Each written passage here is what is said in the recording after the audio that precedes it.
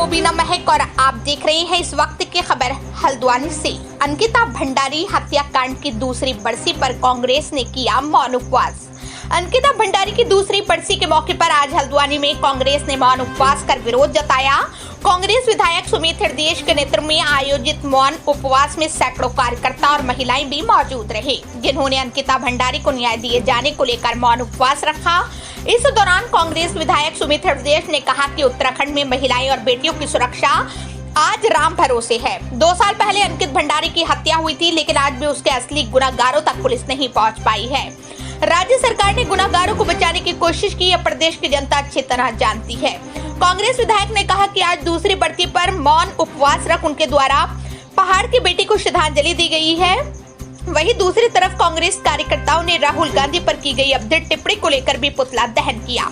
उन्होंने कहा कि भाजपा के लोगों से इससे ज्यादा उम्मीद भी क्या की जा सकती है कि नेता प्रतिपक्ष जैसे संवैधानिक पद पर बैठे व्यक्ति के लिए ऐसी टिप्पणी की जा रही है। प्रदर्शन किया है, मौन उपवास किया है, क्या कुछ मांगे हैं?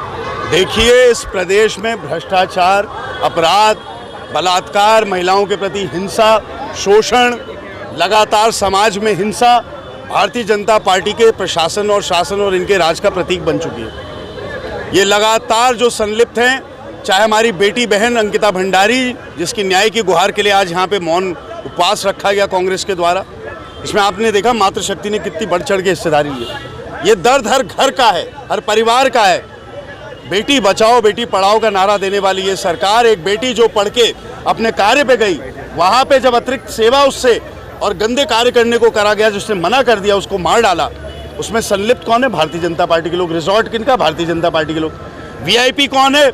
ये जवाब देने को तैयार नहीं कोई सरकार। बुलडोजर रिजॉर्ट पे किसने चलाया? ये जवाब देने को सरकार तैयार नहीं। और तब से लेके हिंसा छोटी बच्चियों के साथ, बेटियों के साथ, हिमालयी राज्यों में ऐसा सबसे बुरा हाल उत्तराखंड का अपराध के मामले में बड़े दुख का विषय है। और साथ ही साथ हमारे नेता राहुल गांधी जी पे लगातार जो अपशब्दों का और गंदी भाषा का उपयोग हो रहा है, ऐसा व्यक्ति जो पूरे देश में चलकर मोहब्बत की दुकान खोलने का प्रयास कर रहा है इस नफरत के माहौल में, ऐसे व्यक्ति को गालियां ये खुलेआम दे रहे हैं, तो कांग्रेस पार्टी अहिंसा में विश्वास करती है। हम अवश्य न्याय की गुहार भी लगाते हैं और अपील करते हैं कि केंद्र की सरकार हो या राज्य की सरकार हो, नीतियों के खिलाफ व्यक्ति बोले अच्छा है, किसी व्यक्ति विशेष के खिलाफ कोई भी बोले, ये राजनीतिक मर्यादा को शोभा नहीं देता। हत्या ही नहीं, सिर्फ बलात्कार के बाद हत्या, वो भी भारतीय जनता पार्टी के जुड़े हुए लोगों के द्वारा हत्या, वो भी साक्ष्य मिटाने के लिए आपने पूरे उनके उसमें बुलडोजर चला दिया। तो सिर्फ हत्या नहीं, जघन्य अपराध। और देखिए, ये भारतीय जनता पार्टी थोड़ी रह गई, ये तो भारतीय बलात्कार पार्टी हो गई।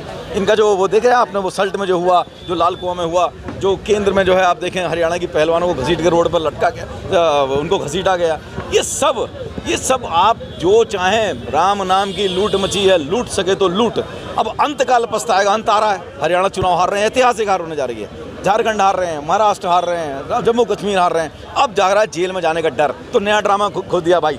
उत्तराखंड के अंदर चुनाव नहीं होने देंगे, मर्जी है साहब। लोकतंत्र को घसीटो, मारो, तोड़ो, रगड़ करके फेंक दो। लोकतंत्र में आज के दिन में कभी आपने सुना 1 साल चुनाव नगर पालिका के और प्रधानी के चुनाव नहीं होने जा रहे? पता ही नहीं आता, पता नहीं है। अंकिता भंडारी हत्याकांड में पता ही नहीं जांच किस तरफ जा रही है। तो ये सब जो गड़बड़ झाला देश के अंदर, लोकतंत्र का, जिसके अंदर अर्थतंत्र का, देश के अंदर रोजगार का जो आपने करा है, तोड़ा मरोड़ा है, अब उस आपका पाप का घड़ा भर चुका है। आपको दिख रही है वो तिहाड़ जेल, क्योंकि जाना जरूर है। इनके 2 शीर्षस्थ नेताओं को तो जरूर जाना है। अब ये अनारकल बयानबाजी करवा रहे हैं किसके खिलाफ? वो भी देश के सर्वोच्च संसद में बैठा हुआ एक व्यक्ति जो कि इस देश का नेता प्रतिपक्ष भी है, राहुल गांधी के खिलाफ करवा रहे हैं। भाई अमर्यादित टिप्पणी करने की तुम कोशिश कर रहे हो। 1947 हम गांधी को मानते जरूर हैं, 1947 का, लेकिन भारत नहीं है ये याद रखना। इस देश ने योद्धा भी दिए हैं, इस देश ने सिर्फ गांधी नहीं दिए, योद्धा भी दिए हैं। तुम अगर गाड़ देंगे, मार देंगे, जीप निकाल देंगे, टायर निकाल, तुम सोचो तुम बच जाओगे? अपनी गलतफहमी में हो तुम। अपने फाइनेटिज्म को अपने अंदर घर छोड़ कर करके आइए लोकतंत्र में। ये अच्छी बात ऐसा नहीं कि तुम उठा करके तुम बोलो काट देंगे और तुम बच जाओगे, ये नहीं है। हम नहीं, कोई हिंसा की बात नहीं करते, लेकिन तुम हमारे गिरबान में आके, कम से कम ये मेरा पर्सनल टिप्पणी है, मैं कांग्रेस की तरफ से नहीं कह रहा, मैं पर्सनल टिप्पणी कह रहा हूँ। तुम हमारे नेताओं पर जाओगे, तुम्हारे गिरबान पकड़ करके हमारा गला दबाने की कोशिश करते हो, ऐसा कुछ नहीं है।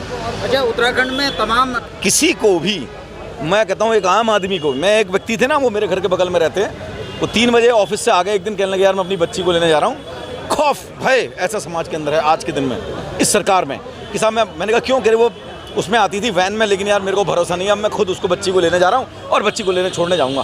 तो ये फेलियर ऑफ गवर्नमेंट कहते हैं इसको। ये गवर्नमेंट का ऐसा फेलियर है जहाँ भय व्याप्त हो। आपने समाज में हिंदू मुसलमान करके भय व्याप्त कर दिया, और दूसरा आपने बच्चियों का घर में लोग पेरेंट्स अपनी बच्चियों को सुरक्षित नहीं दे रहे भारतीय जनता पार्टी की सरकार में। तो जनता को उठना पड़ेगा, देखो जनता को उठना पड़ेगा। सिर्फ और सिर्फ मुद्दों पर अगर बात करी जाए तो मैं समझता हूँ कि इस राज्य के अंदर राज्य आंदोलनकारियों जब से बना से लेकर आज तक इतनी भयानक पोजीशन, इतना भ्रष्टाचार, इतना बच्चियों के खिलाफ ये सब मैंने तो कभी नहीं देखा।